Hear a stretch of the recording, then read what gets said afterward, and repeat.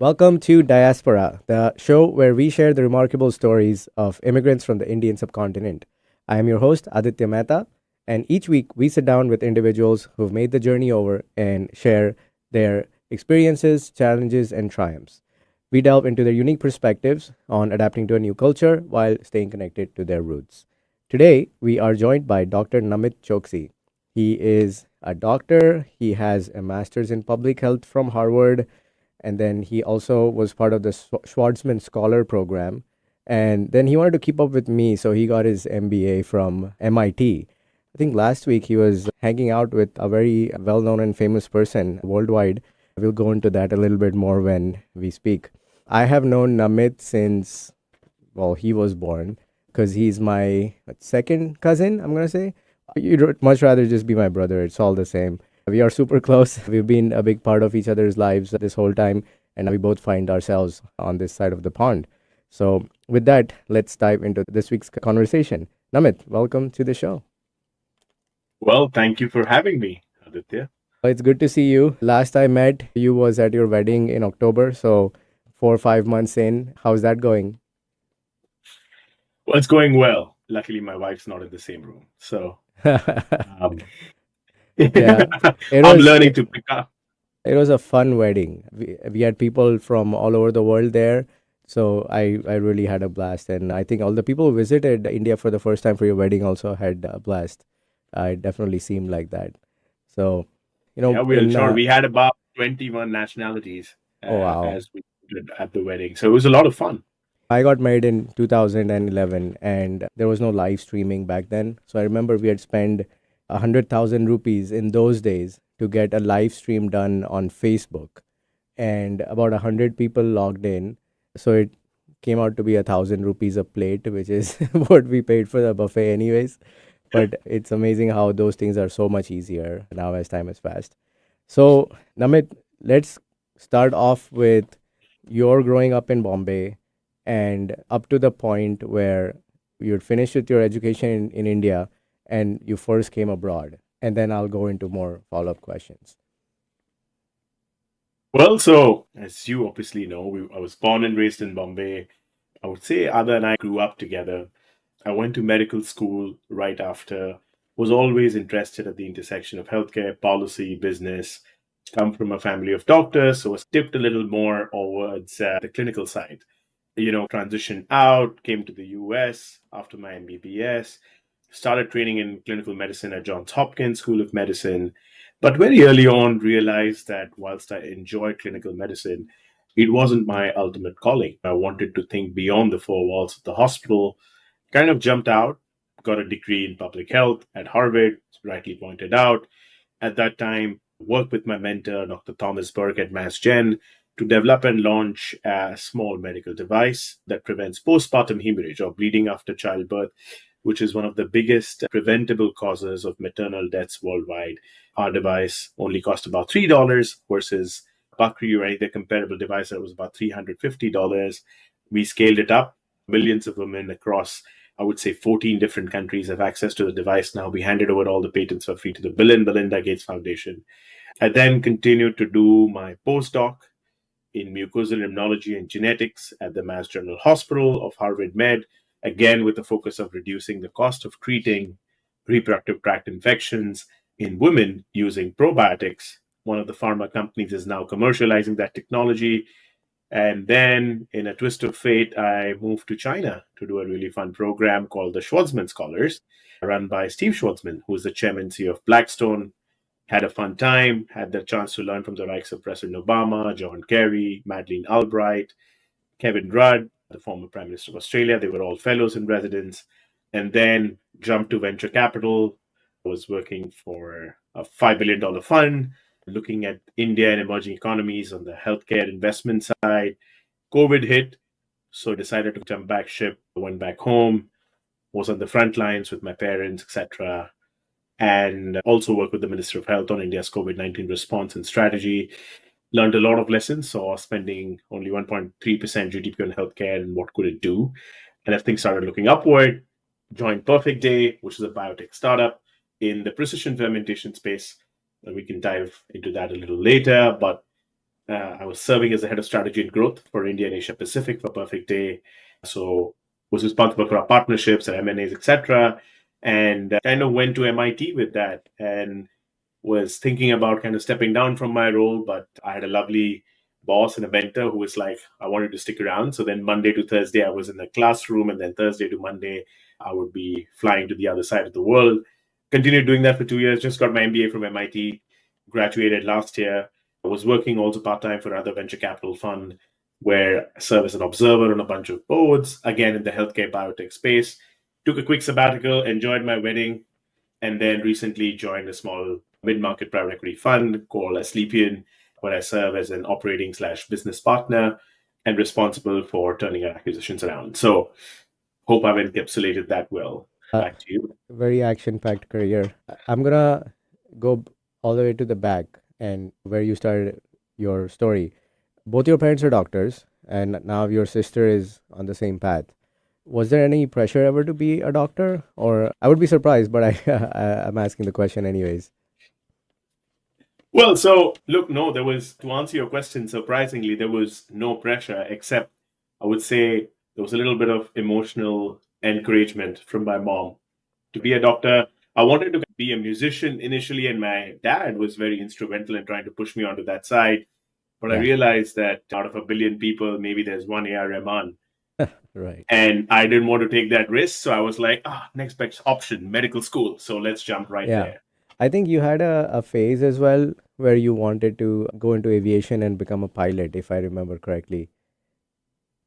That is absolutely correct. And Yeah, yes, I wanted to be a pilot. And one of the most instrumental figures who changed that was your mom, who also happens yeah, to be my aunt. I remember yeah, she offered to write a blank check and she said, whatever you would make as a pilot over the next 5 years, here's the check, but make sure you study and go to medical school. So she's played a very key role in my life. And it's that kind of silent support that has yeah, helped me get where I am today. So very, very grateful to her for that.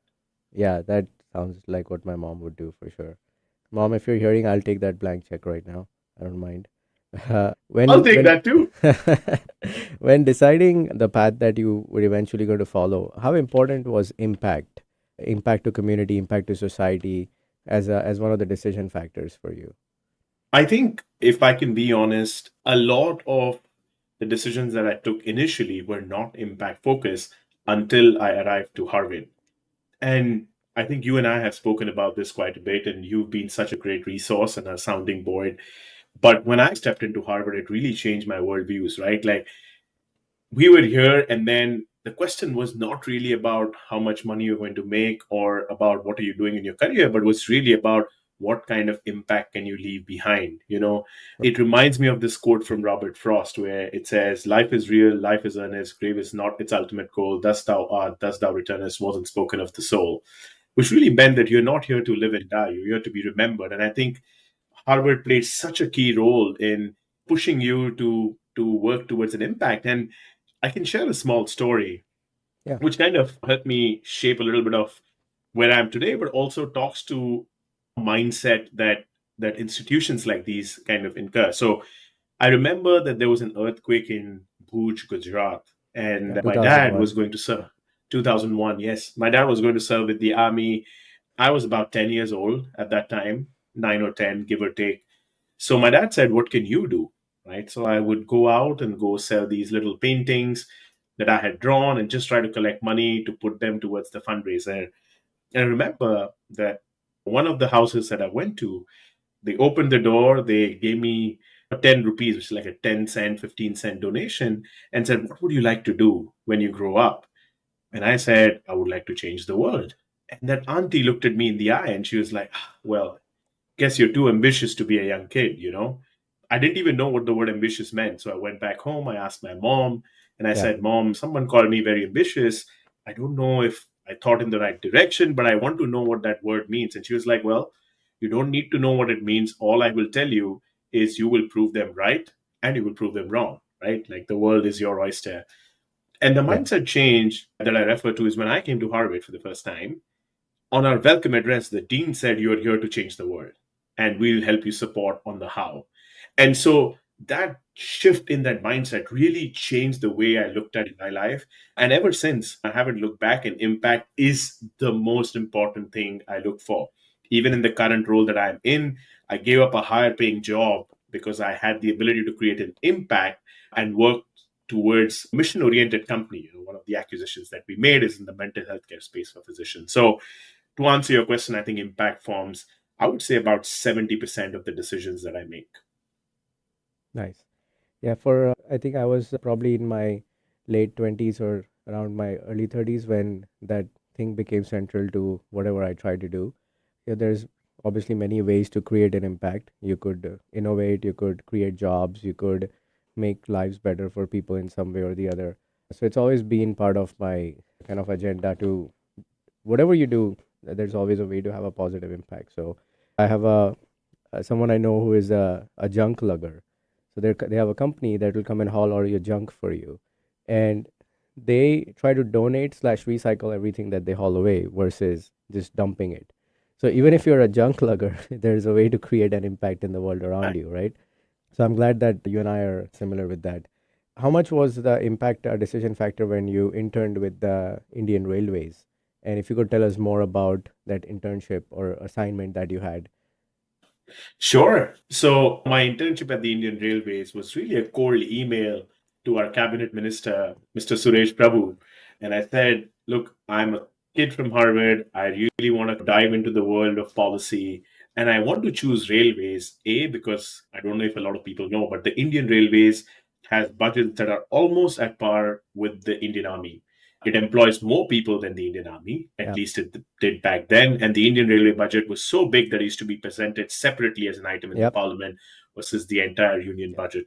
And so I also really looked up to Suresh Prabhu, who was very humble, very down to earth leader and mentor. So it originated from a cold email. I ended up in Delhi, and impact again was a part of it, right? Like one of the things that I really wanted to learn about was the Lifeline Express, which was one of the world's first hospital trains. So it's a train that goes to the most remote villages of India. It's a full-fledged hospital. You know, it has operating rooms, it has admission suites, etc. And it really goes to the remotest villages in the country to deliver healthcare. It was a joint project between the Ministry of Health and Ministry of Railways. So I wanted to kind of work on that. But at the same point in time, the Railways was undergoing a massive transition to the public-private partnership model, which, someone who wanted to step into an investment side of things was a massive learning experience, right? So in Yep. terms of the impact that we were creating, we were really working towards making that travel more accessible and more comfortable for millions and millions of Indians. So I would say it again, impact was a very, very massive part of it. And again, I found mentorships out of that, which have continued to help me take that impact forward. Yeah. That's amazing. The good thing with working in India or doing business in India is the ability to impact at scale. When I moved to Canada, when I was looking for my first job, people would say, "Hey, have you got any Canada experience?" And I would say, "No, but I've worked on a product which is used by X million people." Like it's the scale and therefore the pace at which you learn, I think, and especially for I Is think people who are practicing doctors, you can correct me if I'm wrong, but just the sheer volume of patients you see, the experience you build is much oh, of quicker, right? course. And I can share, yeah, I can share a fun story there too. Just because you speak of volumes, right? To give you a perspective, the Indian Railways carry about 8 billion passengers every year. So about 22 million passengers per day. That's the population of a small European country that travels and uses the Indian Railways every day. So Yeah. really the kind of impact you could create for millions and billions of Indians Yeah. was just mind-boggling. And you're very right, right? Like in India, when I trained in medical school, so when I moved to the US and I was at Hopkins, I remember, and for people who maybe don't know, Johns Hopkins is one of the top medical schools and hospitals in this country and Yeah. across the world. So I stepped in, and my mentor was like, "Oh, there's a really heavy OPD today, an outpatient day. We got to make sure the patients are in and out really quick." And I was like, "Oh, sure, Dr. Anderson." I walked out, I stepped back in, I was like, we have 18 patients. And she's like, yeah, that's really heavy, don't you think? I was like, oh, on an average day, me as an intern in my medical school would see about 124 to 130 patients every day. Wow. So just the scale and kind of learnings that you would get, to your Yeah. point, was very valued when I was in Yeah. India, and that kind of helped me transition out here to the US. Yeah. Nice. Let's talk about the Schwarzman Scholar Program. How did that come about for you, and what was your motivation for joining it? And then once probably on the other side of the break, we can talk about the actual experience. Sure. So the Schwarzman Scholars program, I actually came to know of it through one of my friends from Brazil, Italo, who had attended the G20 Youth Summit with me. So I was the head of state for India for the G20 Youth Summit, which is the youth version of the actual G20 summit that happens. I attended that in St. Petersburg. So I heard about this new program that was launched by Steve Schwarzman, who's the chairman CEO of Blackstone, which is the world's biggest private equity fund. Again, manages close to $1 trillion in assets now. And for me, it was really motivating because I really wanted to step into China, understand its evolving role in the world, and also really understand how China was able to lift 800 million people out of poverty, provide health insurance to all of them. And in terms of innovation, I think, again, I've loved being in the US and I've loved being on the front end of seeing all these cutting edge technologies. But healthcare in this country is very, very expensive. Yeah. And so I wanted to really figure out, was there a way of bridging gaps in healthcare access using low cost innovation and capital reallocation? And that was really my inspiration to jump into China overall. Schwarzman was based out of Tsinghua. The program, to give perspective, was a fully funded scholarship. It's similar to the Rhodes Scholarship, and Steve Schwarzman often jokes that the only difference between Rhodes and Schwarzman is Cecile Rhodes is dead and Steve Schwarzman is still alive. Right. But fully funded fellowship, went through a grueling process. We had to submit an application, etc. But we also had the interview, and on my interview, I had, I think, about 8 people. One was David Petraeus, who was the CIA Director General. I had Fareed Zakaria, who was at CNN. I had Kevin Rudd, who was the Prime Minister of Australia. I had Dominic Barton, who was the Chairman CEO of McKinsey and Company. I had Rob Garris, who was the head of admissions for Schwarzman. And then I had Steve Schwarzman, who was the Chairman CEO of Blackstone. I had the party secretary of Tsinghua University. And I also had the kind lady who was the head of legal for Deloitte Worldwide. So it was really like a panel at the JW Marriott Essex House in New York in 30 minutes, which I often joke it was the best and the worst 30 minutes of my life. Yeah. That's amazing. So let's take a break here. And when we come back, we will talk to Namit about the Schwarzman program and then his journey onto MIT and then his career after that. So we'll be right back after these short messages. Hello, Seattle. Thanks for listening to my show, The Matt McNeil Show, in the overnight hours at 11:50 a.m. KKNW. Every day as we wander the Trump moldy meat market deli case of horror, we can at least do it together. Connect with me on my main social media posts. Look for me under The Matt McNeil Show on Blue Sky, as well as Mastodon. On Facebook, it's Progressive Citizen X, Matt McNeil Show, and on Threads, it's Matthew McNeil 1. We'll get through the next 4 years with lots of counseling, animal videos, and a constant supply of sweets. The Matt McNeil Show, overnights at 2 a.m. on 11:50 a.m. KKNW. Hey Lisa, how are you? It's been so long. Are you back for good? What's going on? Hey, good to see you. Yes, I'm back for good and just trying to get my life back together. Well, I'm so happy that you're home. It looks like things are going well. I've been seeing those pics you post of you and your family at all those fun events. What gives? Oh, VetTix. VetTix gives. What's VetTix? VetTix is an amazing charity that gives free event tickets, like concerts, sporting events, and shows, to currently serving military vets and their families, and to the immediate families of troops killed in action. It's a really nice organization. That is so nice. These events have helped me feel like myself again, and all these new happy memories my family and I are making are priceless. We have extra tickets sometimes. Can I donate them? Yes, it's easy. Just go to vettix.org. You can give your extra tickets, and other vets like me can sign up to get them. Awesome. I love that idea. What a great way to give back. I'm so glad you told me about it, and it was amazing to see you. And listen, thank you for your service. Are you ready to discover remarkable stories of resilience and cultural connection? This is Diaspora, a show sharing the journeys of first-generation immigrants from the Indian subcontinent now building their lives in North America. Inspiring, insightful, and always engaging, Diaspora offers a unique perspective on the immigrant experience. Join me, Aditya Mehta, my guests, on the Diaspora show every Wednesday at 2 p.m. right here on KKNW. Alternative Talk 1150.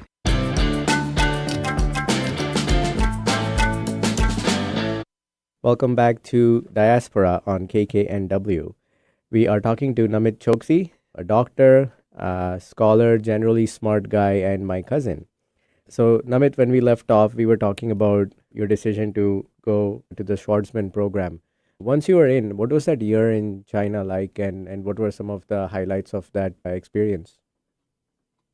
Oh man, the year in China was a year like no other. I often joke that I think Schwarzman is 50% of my social life now. So, just to put things into perspective, these are amazing individuals from very different backgrounds. The only common thread that binds them all is their ability to create an impact and make an impact in this world and make it a better place. We were called the precious pandas of Tsinghua, which is the university where I went to, because we lived in a five-star hotel, right? Like our college, we lived upstairs, we came downstairs, we had our own cafeteria, we had our own bar, and it is the only university college in China that has its own bar. The drinks were originally free in the first and the second year, and then people complained that because it was free, a lot of local students would then start dating Schwarzman Scholars so they could get invited to the bar. And so they started charging us $1 for a beer. Why not? But it was a year like no other. So, Yeah. like we had the ability to learn from really amazing people like Kevin Dryad, Steve Schwarzman, former heads of state, different professors. So the learning piece was great, but I think a lot of the learning really happened outside of those classes, right? Sure. The ability to interact with so many nationalities, right? And to be able to talk to so many people who are so passionate about what they did, it really opened my view. And then we had the ability to travel to different parts of China. So there were things about China that I did not enjoy, and there are things about China that I really enjoyed, right? The kind of growth that China was able to achieve. Right. Again, fun fact, when I was in Chengdu, which is one of my favorite cities in China where the pandas come from, the average time to build a skyscraper from ground up, scratch, was about 18 to 24 months. Yeah. Now, that is the amount of time that would take us in India or here in the US to acquire a piece of land. Or and kind of get clear it out. permits. Permits would Or take get 2 years. permits. Yeah. There you go. Yes. Yeah. When I was building warehouses for Amazon, that's sometimes how much time it took to entitle the land and get the permit for a So warehouse. for me, that Yeah. kind of growth was mind-boggling, right? And Yeah. the ability to jump into so many different cultures, learn different parts of China. I also started speaking a little bit of Chinese, but I keep joking, what the Zhongwen Bu Tai Hao, which means my Chinese is really bad. But it was a really nice cultural immersion, and I like no other. All of my best friends or my closest friends, most of them, I would say, not all. A few of them would kill me if I said all, but most of them are from Schwarzman. And as you saw at my wedding, we had like 30 odd Schwarzman scholars come in, and we were a batch of 120. So really close, really fun year. We were able to dive deeper into China and its evolving role in the world and the geopolitics of it, but from a very, very secure environment of Schwarzman College. Like we had Wi-Fi, we had access to Facebook, we had access to Google, things that were not available outside. So was a perfect experience that anyone could ask for, and perfect ability to jump into China. Yeah, and if 30 out of 120 people came, that also speaks to your ability to build relationships. Because I remember our common brother-in-law, Rahul, and I were following you around in your neighborhood one day. We were walking from the clinic to your home or something, and you probably said hi to like 20 people in that short time, from the shopkeeper to like some random person on the street. And we were like, man, how does Namit maintain all these relationships and stay in touch with so many people and have such great things that everybody says about him? Because it's a full-time job maintaining those relationships. And I know, because I started doing that with London Business School. It's, you literally have to do it as an intentional thing and set time, but it also speaks to your ability to do that, because not everybody has the energy and perseverance to keep in touch with so many people. So I appreciate that, man. And I think I get asked this question quite a bit. I've had some really solid mentors who are very, very high-ranking individuals, but I've also really had mentors from my high school, right? And my math teacher, Rashmi Dubey, she was crying at my wedding because she's like, oh my God, you still remember me? And I was like, I would have never passed my math class. I was terrible at math. I almost failed. And she would take me up to her house for those extra classes. And I would say I will only study if you gave me ice cream. So she would also bring chocolate ice cream. But what I've really found lovely about building these relationships is I've always believed in being genuinely interested in people. Yeah. I've not spoken to someone because I can get something out of them. And Yeah. honestly, this is something I've also learned from you as an elder brother, right? Like, I know we've hung out at the farmhouse with our bros, and I keep a few of them in my memories and pray for them. But it's this ability to build these relationships that has gotten both of us places, and ability to build these relationships with a very genuine intent at heart. Yeah. And I could not be more grateful for the friends and the family I have. Yeah. One thing I really appreciate about the relationships that I made during the MBA and the higher education part of it is that people are very okay not being in touch and then picking up right where they left off when they do get in touch. So no time is wasted with, oh, you didn't call me for 2 years. It's okay, everybody was busy, everyone's been doing things in their life, but we are here, we're talking right now, so let's pick up from there. And that wasn't really a thing with even my undergrad friends. But in the MBA, everyone seems to be much more comfortable with that. So did you feel that about Schwarzman and then MIT as well? Yeah, no, 100%. I did feel like that, right? Like, I meet a few of my friends or speak to them once every 1.5, 2 years, right? But Yeah. it's still like where we kind of left it off. And I think Schwartzman especially was very exciting because we all stayed in the same building, Yeah. right? Yeah. That kind of relationships that you develop was unparalleled. I think the same thing with MBAs too. And what has really helped in some ways, and I'm glad my wife is not in the room because she would kill me for it. But because I travel so much, I also am in so many different cities that I would Yeah. at least make sure that I put a dinner with an old friend on my Yeah. calendar, right? And Yeah.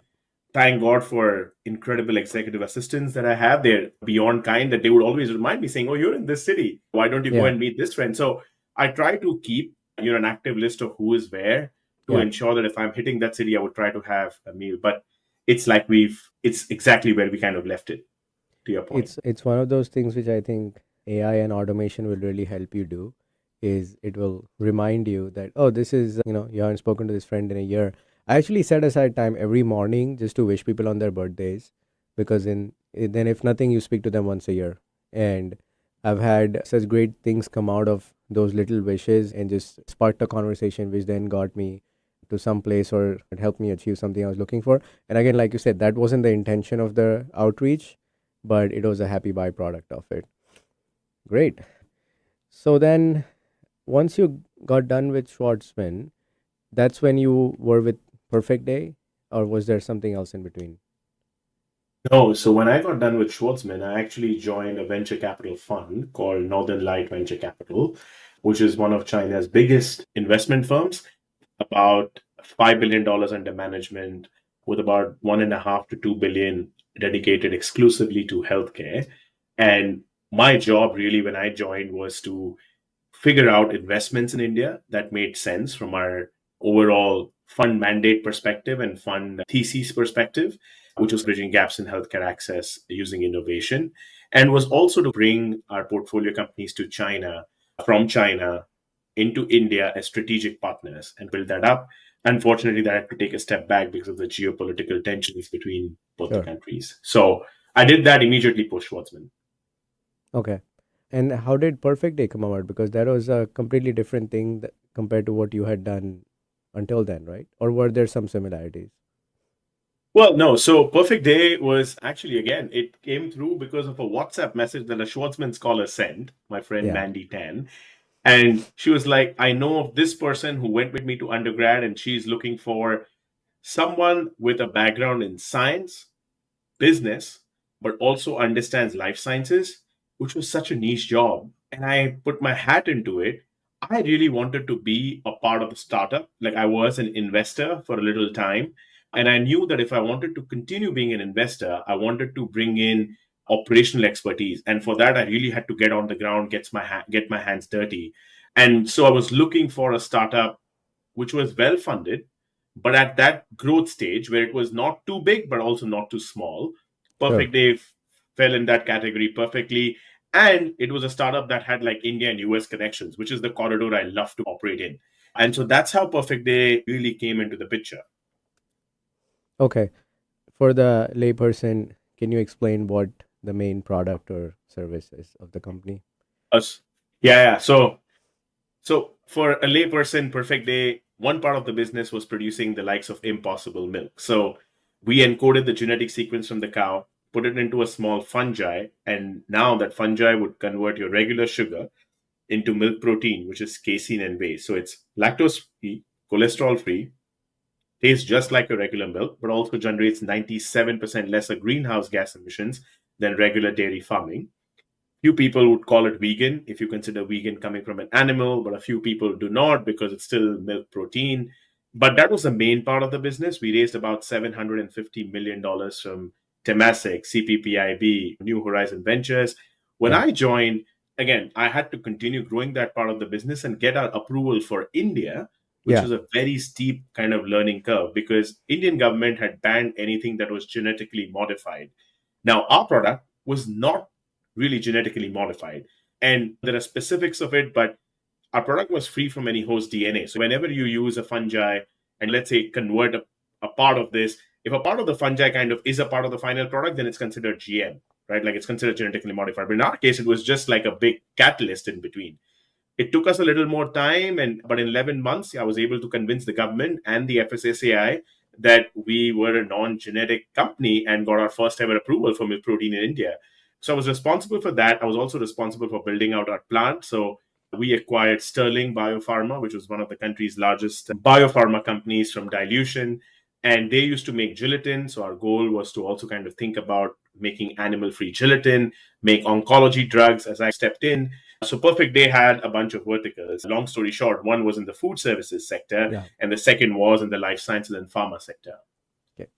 I'll pretend I understood all of that. But no, that does make sense. And you said that you were still working there while you did the MIT program?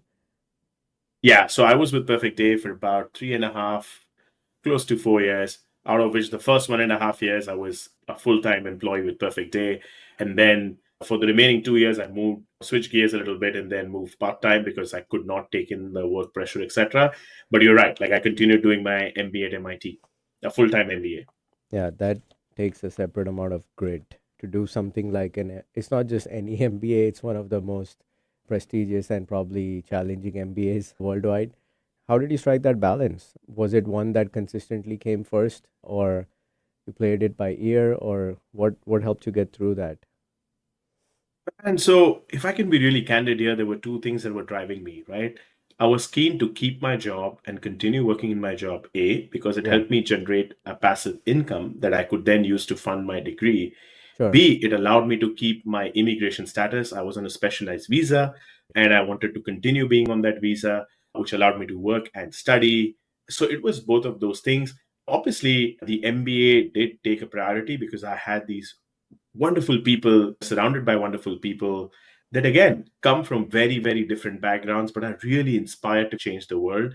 As one of my friend Nancy joked, I had about 6 to 7% of the entire MIT class at my wedding, right? So I really Yeah, wanted to continue building those relationships. And so MBA did take precedence because I also wanted to learn, right? Like there were things that I was really weak in. I was terrible with balance sheets when I first stepped in, and MIT helped me improve that. And there was no other option because, as you rightly pointed out, MIT is one of the toughest MBA programs within the US schools, right? So it's the only M7 school that actually gives out a grade. No other MBA mm. program actually gives out a grade. So I had no option, but I enjoyed balancing all of those things. How was the quality and background of people different versus what you saw at the Schwarzman program? So I think quality wise, it was pretty good. The reason why I would pick Schwarzman in a heartbeat is I think it was a much smaller cohort, right? Like MIT is still about 400, 450 Yeah, people. Schwarzman was fully funded with a selection rate of 3% versus MIT, which is about 9%, right? So if I'm really getting to the crux of data, I think in terms of numbers, I think Schwarzman was a different set of people. Plus, a lot of folks in Schwarzman were not really with a business mindset. Like we had musicians in our cohort. We had doctors like me and my friend Ruby. We had finance professionals. We had people who wanted to do consulting. We had people who were stepping into media. We had journalists. So just the breadth of people that we had was very different. Whereas within the MIT ecosystem, everyone did have a business background, right? And the goal was to take that next leap in career and take that jump or kind of switch your career out. But there was a common thread binding there was everyone was in business, very few people in policy, etc. So that's how the two places were different. But again, both were beautiful in their own ways. Sure. You mentioned one of the decisions for doing both MIT and Perfect Day at the same time was the visa angle. I think a lot of people here, like local everyday Americans, they don't realize how much of a challenge this whole visa thing is and how much stress it causes the average person. I was watching a show by John Oliver, the comedian, and he was talking about the stress that comes with, and when you get your green card, it's such a huge relief, and then you feel like your life can now move on. So how much of stress did you face because of that? Obviously it was part of your decisions, but was it stressful, and how did you get around it, and what are you currently on now? Because that's also something unique from what I know. Well, so again, I love fun facts, right? One other fun fact, if you want to consider how difficult is it to get visas, the average appointment wait times for Indians trying to get a B1, B2 visa in the COVID/pre-COVID times was 800 plus days. So for more context, B1, B2 is a regular tourist visa. It's not any fancy work. It doesn't allow you to do a job. It doesn't allow you to get any, like, own a business. It's just a visit visa as a tourist or to come to like work meetings, right? It's not even. That's correct. Yeah. So I think visa, if you ask me, visa and immigration were the biggest stress factors I've ever had in my life, right? Like the day my I-140, which is, the green card approval, technically, the green card will still take a decent amount of time, came through, was the day I remember calling you and crying, I remember. Part of the big stress I would think is over, right? Like, again, I don't know what will happen. I hope only positive things, but immigration has been such a big part of any decisions that you make in this country. And I really hope it gets easier. Yeah, if losing your job means losing your ability to live in a country. And I always explain it in this way. There are countries like the UAE where it's easy to get a work visa, but you'll never progress to being a permanent resident or a citizen. It's very next to impossible. Then there are countries like Canada where it's harder to get in, but once you're in, there's a straight path to citizenship. You spend that much time, you're not breaking any rules, you'll get your citizenship. It's pretty certain. So the US is in this weird spot where it's hard to get in and hard to naturalize as well, which is a shame because this country sucks in the best talent of the whole world. The smartest people around the world want to be here, but everything is clouded by this constant, one of my friends called it a talwar, like a sword hanging on your head, following you everywhere you go because you just don't know when it will happen. I think the EB2 green card for Indians, because it's by country of birth, for those who don't know, it's something like 90 years is what the queue is right now. And I mean, I didn't even bother applying. And so being a Canadian citizen, which I am, doesn't help because it's by country of birth. So yeah, I can relate to it, and I'm glad that temporarily I control my own immigration in the US, and it's been a big source of peace of mind for sure. So on that note, let's take a break here, and then when we come back, we'll talk about what Namit is doing now and what advice he will have for other new immigrants. So we'll be back after these messages. I'm Gary Mance. I'm Suzanne Mitchell. We're a couple of baby boomers who bring you a talk radio mix of metaphysics and music, politics, and pop culture. And you never know which celebrity will join us for an interesting conversation. Mance and Mitchell is Boomer HQ, Friday and Saturday mornings at 10 on 1150 AM KKNW. Your home for alternative talk in Seattle and Western Washington. Over the years, you've brought them into your home. You were prescribed opioids after the C-section, when Dad injured his back, when your basketball star tore his ACL. Opioids helped with the pain, and you held on to them just in case. But did you know holding on to unused opioids puts your family at risk? Opioids are powerful pain-reducing prescription medicines. But most people who are prescribed opioids don't finish their prescriptions. So millions of unused opioids are sitting in homes across the country. And tragically, more than 100 Americans die every day from overdoses involving opioids. What can you do to protect your family? Remove the risk of unused opioids from your home. Pills, patches, or syrups in drawers, purses, and cabinets, anywhere they might be hiding. To find out how to dispose of them properly, visit www.fda.gov/drug disposal. Are you ready to discover remarkable stories of resilience and cultural connection? This is Diaspora, a show sharing the journeys of first-generation immigrants from the Indian subcontinent now building their lives in North America. Inspiring, insightful, and always engaging, Diaspora offers a unique perspective on the immigrant experience. Join me, Aditya Mehta, my guests, on the Diaspora show every Wednesday at 2 p.m. right here on KKNW. Tell your friends about Alternative Talk 1150.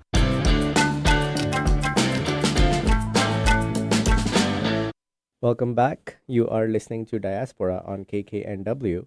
We are talking to Namit Choksi, who's our guest for today, and we are going to go into a bit more about his visa and immigration journey.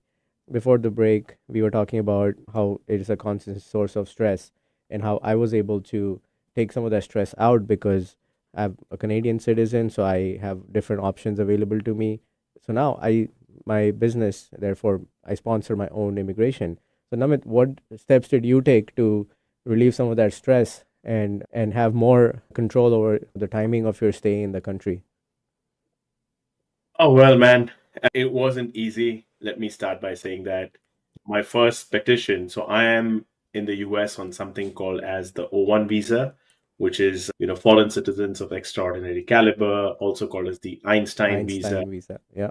But man, my first petition, I think, was about 1,200 pages, where I had to prove to the US government as to how I was different. There are 10 different categories. Yeah. You need to meet these 3. I was aiming towards meeting 5, but they're really reserved for people who are Nobel laureates, Pulitzer Prize winners, or people who are so specialized. It could be a chef for all, like Vikas Khanna or someone else, right? Yeah. But on that visa, so it took a lot of work to work with the lawyers to build that entire narrative and how I was, specialized for Perfect Day, which was my employer at that time. And it kind of worked out as a win-win because Perfect Day was looking for someone like me who had a mix of public policy experience, business experience, but also understood basic bench science as a result of my postdoc and had worked in the Indian government. So I think for me that the visa journey was difficult at first. And then the other issue with O1 visa is, unlike the H1, etc., you can't transfer an employer. Every single time you move to a new employer, they need to file an entirely new petition saying how you are different for that job alone. And so, I've had 3 employers. I still work with Northern Light in a part-time capacity. I work with a sleep-in, but every employer had to prove time and again as to how I'm so niche in what I do. In my other 2 cases, I was a physician with a background in science who also understood investments, etc. Right? And so, it kind of dictated a significant part of my journey, as I would say. It was difficult, but grateful to be here now. Yeah, I have a similar story of my own where I was working with Amazon. I was on what's an L1 visa, which is an intercorporate transfer, which means Amazon sent me from another country, in this case Canada, to the US. So if I quit Amazon or I get laid off in, these corporate decision-making sprees, I can't even go work for somebody else. So I had to first transition to an E2 investor visa before I could start my business, because on that visa, I can't be employed by anyone else. But the minute I get the E2, which I would have to go to Toronto for, my L1 would lapse. So therefore, I can't be employed by anyone except my own company. So as a result, my visa interview date was my last day at Amazon. And I got asked in the interview that, so what if you don't get this visa? And I said, I genuinely don't know what I'm going to do, because then I have 60 days to leave the country. So it was a really delicate dance. And all of these, I think most Indian people are immigration experts now, because each of these visas has its nuances and has rules whether the dependents can work or not. And it's quite a complex web. That way, Canada's immigration has been very pragmatic. It took 3 weeks to get permanent residency based on their point system, and then citizenship in 3 to 4 years. So I'm just, for the sake of the country and all the innovation that happens here, I really hope that this process is simplified at some point in the future. Because yes, I 100% agree that illegal immigration is not good, but I think somewhere even the other end of the spectrum, which is the knowledge workers or the ones who are providing the Einstein capabilities, kind of get stuck in that same boat with everybody else, and have to go through all these extra hoops. So, and it wasn't the case always. You could get a green card in 3 weeks back in like the 70s and 80s. So it just changed, man. And I think, I'm really hopeful that the US government really looks into this, right? Like, imagine a lot of my friends are PhDs at a place like Harvard, Stanford, etc. Now, it's already a 3% to 5% selection rate to get there, yeah, right? Once you're there, you're on the other side. Now you have to struggle to stay in the country. So yeah, even for someone like me, I have an MD, an MPH, an MPP, and an MBA. And after that, I had to keep proving time and again as yeah, to why I deserve this. And again, I mean, they've been beyond kind that they have recognized time and again that, okay, you deserve the visa. But my whole point is there needs to be a better system, right? A more organized system of how this can be kind of done and more streamlined. And I think Canada is a great example of, what they've been able to achieve through this. yeah. Yeah, for sure. The reason I landed up in Canada is because my L1 was rejected the first time around when I had a subsidiary in the US, and I was moving here to run my own subsidiary and create jobs. So we said, well, I'm kind of bent on going back to North America. And so if the US won't have me, then I'll try Canada and they would have me. In a way, when I was living in Canada, I had no longer had the goal of moving back to the States anymore. But circumstances with Amazon were such that it made sense to move back here. So in a way, it was around about 5 years of my life to come back to the US. So once you leave after education, it's really difficult to come back. So totally get that. At any of these educational institutions where you've interacted with all of these people with global profiles, does any one moment stand out for you? A particular interaction or meeting with some dignitary or some leader in their field? With the grace of Almighty, I've had the chance to meet a lot of really amazing people. But I would say one of my most recent interactions with the Honorable Prime Minister of India, Narendra Modi, was very, very memorable. And he says something very beautiful a lot of times, and which has stuck with me. He says it in Hindi. He says, "Kuch banne ki aasha mat karo, kuch karne ki aasha rakho." Yeah. Which means don't strive to be someone, strive to do something, right? Yeah. And that has really stuck with me.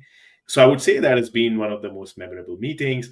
I've also had the chance to have a conversation, very personal one-on-one conversation with John Kerry, former US Secretary of State, and had some really lovely conversations about India, the war in the Middle East, and different things, right? Like India, Pakistan, Kashmir, like all of these, wonderful to really understand from a diplomatic perspective what it means to sit in that seat and make those decisions in terms of grant funding, etc. So yeah, I think a couple of those interactions, obviously meals with Steve Schwarzman have always been a highlight. And I think one of the biggest lessons Steve has taught me, and I wish my wife was listening at this time, was he said, "Namit, one of the most important decisions that you would ever make in life is not the job you take, is not the place you live, it's not the country where you immigrate, but it's who you marry. So think about it twice." And so that is, all of those interactions have stuck with me. Yeah. What was the context of your meeting with Mr. Modi? Well, so I recently, through a friend, a mentor, Karthikeya Sharma, who's a member of parliament for Rajya Sabha, became involved with a conclave in India called NXT, which is really next. The conclave talks about what's next in space, next in finance, next in money, next in policy and governance. And the conclave is really to bring people to India, right? Like bring the brightest minds from around the world to India for two things. One is to get our folks exposure to all these amazing, incredible people, but also to bring them to India so that a lot of people still think that India is a land of snake charmers. And when they come to India, their eyes are wide open and their Yeah. mouths are wide open. And they're like, oh my God, right? And so I got involved with something called as the NXT Conclave, which was then inaugurated by the Honorable Prime Minister, who, interacted with a bunch of friends and dignitaries that I had gotten on board from around the world. But it's really born from Karthikeya, who is the founder. I'm the co-convener of NXT. So I met him on the grounds of NXT. The conference is at the Bharat Mandapam, or was at the Bharat Mandapam, but we'll continue having editions of it across the world and do it once every year in India, the main Great. event. I had the honor of meeting him when he was the Chief Minister of Gujarat. And it was a 1 hour interaction in a small group. He already knew all of us by name. He knew what we did. He had context on our businesses. It was phenomenal because he probably meets hundreds of people a day, right? And for him to do that homework. And I particularly remember how precise he was with his answers, how he used data in everything. He didn't spend a minute talking about the whatabouts, because many politicians, you ask them what is happening with this, and they're like, oh, what about that party and what they're doing? Not a single whatabout, not a single mention of anything outside of his work and what was in his control. So basically, he spoke like a CEO, and I had walked away very impressed. And several members of my family have had the pleasure of meeting him at various points, and what they say is consistent with what I felt and what even you're saying. So that's and I think yeah. he is, to your point, he's a CEO, right? He's the CEO of India, of Bharat. And I think one thing that having observed him, I've worked in the ministry for a little while, and I've seen him work, is one of the biggest important lessons that I've learned from him is how to pick the right people to run the right ministry, but also how to delegate, right? And then allowing people to lead by just being a resource at the back end, right? This idea of servant leadership to a certain extent. And it's wonderful of how he does that. So, I encourage you to kind of dive a little deeper into it. He actually, the point you mentioned, he also brought that up on his podcast episode with Lex Friedman, which came out recently. I'll include a link to that, the show notes. What advice do you have for someone who is interacting or has the opportunity to interact with such people for the first time? I had major imposter syndrome when I was even in London Business School, the initial days, because everybody's such an achiever and yet humble, and they've done so many great things. So when in that setting where you are able to get yourself inserted into such a platform, what advice do you have for how do you interact with those people and what your mindset should be? Well, I can list out three. First is be genuinely interested in the person you're meeting, right? Like, think of him as a person, a human being, and not what he or she can bring to you, right? So be genuinely interested and do a thorough background search on the person so you have those common nodes, etc. In my case, when I met the Prime Minister, I had found a common family friend that he knew since his childhood days, and we spoke about it, right? And so that research helped me, right? And now I know the family friend even better because I passed a message from the Prime Minister and vice versa. So that the second thing is, don't forget who you are. I remember one of the interviewers that I had met in this large panel of Schwarzman. Yeah. As we were very nervous kind of stepping in, and I'm not going to name him, but he said, you know what? Go inside, relax, and make sure you're yourself. That's valuable advice. Well, Namit, thanks for that. I think now it's time to do our weekly segment. So let's hear that wheel go around, and that will tell us what we're going to talk about today.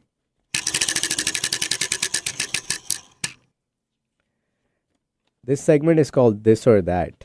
So I'm going to give you two options of something that you drink. Pick one, and I'll keep comparing that with something else, and we'll see where you land. So the first one is cappuccino or filter coffee? Filter coffee. Filter coffee or Perfect Days fungi milk? Filter coffee. Filter coffee or masala chai? Filter coffee. Filter coffee or mango lassi? Mango lassi. Mango lassi or thumbs up? Masala thumbs up. Masala thumbs up. Oh, that one wasn't there, and I'm gonna add it to my list. So I think masala thumbs up, for those who you don't know, is basically thumbs up is India's version of Coca-Cola. It's now owned by Coca-Cola, and on the streets you get this concoction which has different spices put into thumbs up, and it tastes out of this world. I don't know if you get this drink anywhere here, but you get like masala sodas. But I think you would have to go to India for masala thumbs up. So that's great. I think we have time for just one more of these, and I'm going to keep it food centric and not do the click wheel because I know you travel so much. This segment is called Maa Ka Khana, and in this I ask about what is your go-to comfort food, especially when you go home to Bombay. What is that one thing at home or locally that you'll always try to get your hands on every single time you go? Okay, at home it has to be save tomato nu shak, which is Oh man, a curry made out of very tomatoes. very And Gujarati choice there. very Gujarati choice. I'm And gonna include gold a bhakri, recipe in the show notes. you must. And a gold bhakri, which is like a sweet, crispy biscuit kind of a bread. When I'm on the streets, I would say bhaji pav, which is Bhaji pav. fried potatoes with spices in between. Pav is like a very fun Indian bread for all of those Yes. you don't know. Other fun fact: pav is called pav because they use feet to what do you call it? Mellow or mix the dough. Stop. I didn't know that. That's amazing. It I think the pav closely resembles like a dinner roll is what you would have here, and it's this white bread, I guess. And But much tastier. yeah, and a lot of things that are most nostalgic for Indian people, like pav bhaji, vada pav. At least people in Bombay, or they all have pav as a component in there. Awesome. Well, that brings us to the end of today's episode and show. Thank you for listening to Diaspora. We hope you enjoyed hearing Namit's very interesting story. Remember to check out our show notes for links and more information about the things we talked about today. You can find Diaspora on all major podcast platforms and subscribe to our channel on YouTube.